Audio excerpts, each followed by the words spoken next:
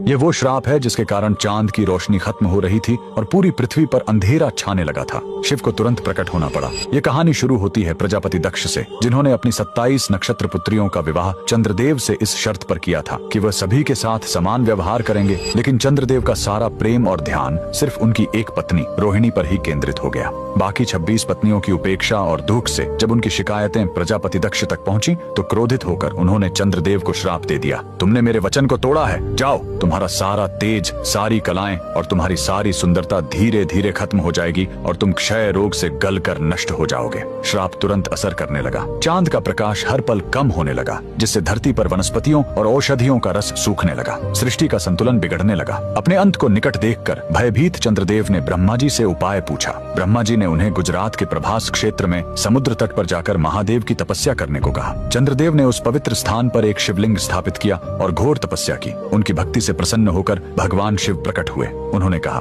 मैं दक्ष के श्राप को पूरी तरह खत्म तो नहीं कर सकता, लेकिन उसका प्रभाव कम कर सकता हूँ। शिव ने वरदान दिया, तुम कृष्ण पक्ष में 15 दिन क्षीण होगे, लेकिन शुक्ल पक्ष में 15 दिन फिर से पूर्ण हो जाओगे। उन्होंने चंद्र को अपने मस्तक पर धारण कर लिया और चंद्रशेखर कहलाए। और जिस ज्योतिर्लिंग की चंद्र ने पूजा की थी वो सोमनाथ, सोम यानी चंद्र के नाथ के नाम से प्रसिद्ध हुआ। और यही सोमनाथ मंदिर भारत का पहला ज्योतिर्लिंग आज भी गुजरात के वेरावल में उसी समुद्र तट पर शान से खड़ा है, जहाँ चंद्रदेव ने श्राप से मुक्ति पाई थी। लेकिन रुकिए, इस मंदिर का एक और रहस्य है। यहाँ मौजूद बाण स्तंभ यह बताता है कि यहाँ से लेकर दक्षिणी ध्रुव तक समुद्र के रास्ते में कोई जमीन नहीं है। भगवान शिव के भक्त कमेंट में हर हर महादेव जरूर लिखें।